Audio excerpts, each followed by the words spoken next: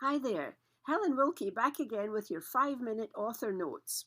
Now, over recent weeks, I've been talking about the obstacles that stop people from actually getting their book written. But I thought today I'd have a bit of a change of pace and I'll start talking about the actual process of writing your book. And there is actually a process. Sometimes people get started and they just jump in and start writing, and then they find themselves caught in the weeds and they can't get any further. And that's because they didn't follow the process, because they didn't realize there was a process. So I want to talk today, I take you through the 7 steps to writing your manuscript. Now notice that's not the 7 steps to completing your book and publishing it. It's just to getting to the point where you have the first draft of your manuscript. So I'll tell you the 7 steps, and then over the next, I guess, 7, I might do them in order or I might not, but over 7 future videos, I will go into some more depth on the 7 steps, but let me just summarize them today. So step number 1 is to define your goals for the book. And I've kind of touched on this a little bit on a previous video when I talked about your why. Why is it that you're writing the book? And goals goes into that in a little bit more depth. So it's not just I'm writing the book to position myself as an expert. It goes further than that. Exactly what do you want the book to do for you in positioning yourself as an expert? Do you want it to help you get more sales, or do you want to get speaking engagements? Do you want to be recognized as a thought leader and sell a lot of books? And all of these are valid reasons. But you need to get clear on that. So that step number 1 is defining the goals for your book. Step number 2 is choosing and refining your topic. Now, I want to point out here that a topic is not a subject. They are 2 different things. Your subject area might be, let's say, for example, you are a lawyer, and your area of expertise might be family law. That's a subject, but that's too big for a book. You can't just write a book about family law because nobody's going to read it. It's going to be too big and too general. Your readers are looking for the answers to specific questions. So you might want to write a book, for example, on the importance of getting your financial situation on paper before you start your divorce proceedings. That's actually something that was a book that I talked to somebody about. So that's the difference between a subject and a topic. People do not want thick, heavy books containing everything you know about the subject. So it's important for you to narrow that down. The interesting thing and the encouraging thing is that sometimes you narrow it down, you don't have one book, you have several books on several different topics, which are each one an aspect of your area of expertise. So think about the questions that your clients ask you. Think about the things that you feel they should know, they need to know, and refine that, and that can become your topic area. So you've defined your goals for the book. Now, what are you going to write about? What is the topic? Step number 3 is picking a working title. And this is kind of a fun thing in a way, but you know, it's becomes tedious after a while to just refer to this work as your book. You know, you talk about my book this and my book that, and my book will talk about this, and when I get my book published, and it's kind of hard to really make it real, but if you give it a title, it does become real in your mind. And but it doesn't have to be the final title. You can play with a number of different titles, but something that kind of describes what your book is actually about. And when you come to something that is close, you think it might be the final title or close, start publicizing it. And the first thing that I recommend you do is make it part of your email signature line. So you can say, author of the upcoming book, and then the title. So you're starting to promote yourself and position yourself as an author even before you've actually finished the book. And you can't do that unless you have some kind of title.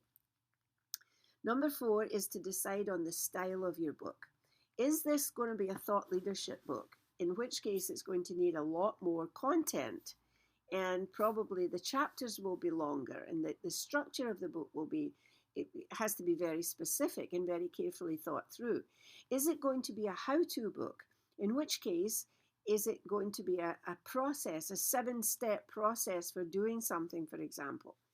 And that's so a how-to is an actual style of book. Is it going to be a memoir? And if it is a memoir, is it going to be light-hearted and fun, or is it going to be teaching lessons that you've learned from life? These are questions you need to decide before you actually start to write. Otherwise, you can end up writing the wrong book. Next, create a table of contents. Now, this is you're really getting down to the nitty-gritty now.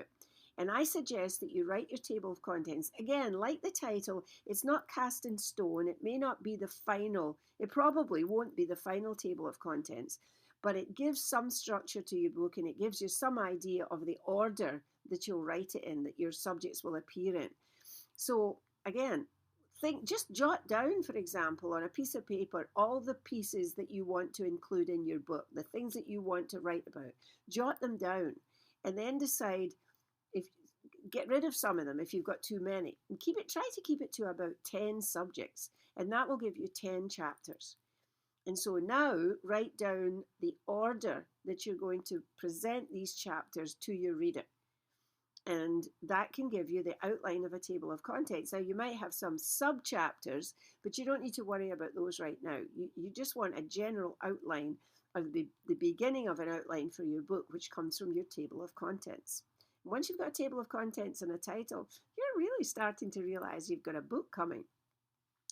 The next question is decide whether you will record your book. Now, this is one of my pet peeves, and I'm going to discuss it in more detail later. But many people will tell you, oh, well, you should record your book. If you don't like to write, you should record your book and then just have it transcribed. The first part is correct. The second part is not. It's a good way of getting, if you really are not comfortable writing, talking your book is a good way to get started. In fact, I have a program called the 90-Minute Author that is based on exactly that, where I interview the person based on their 10 questions. And then I have it transcribed, but it doesn't stop there. If you approach it this way, understand that a transcript that has just been tweaked is not a book. It's a tweaked transcript, and they're not the same thing at all. So if you are prepared to put the time and effort and probably money into getting your book adapted and edited into book shape, then it's a good idea to talk your book. It's sometimes a good idea to do it just to get your thoughts out to begin with. And then, instead of transcribing it, just use it as the starting point for writing your draft. I'll talk about that in some more detail later. And number 7 is to write the first draft. The only thing that I will say to you about the first draft is it is a first draft. The purpose of a first draft is to get the words down, either on the screen and preferably then on paper. You don't have to worry at this point about beautiful writing, about correct grammar and great language and all those things that are important and that will come later, because that happens during the editing. The purpose of the first draft is to get the words down.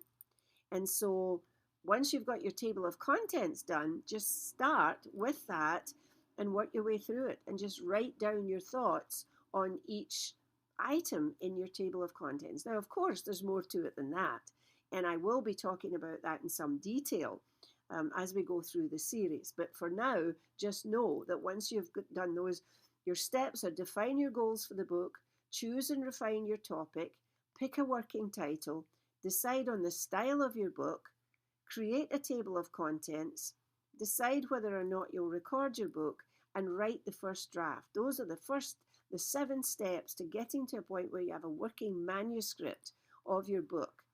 And then comes the hard work after that.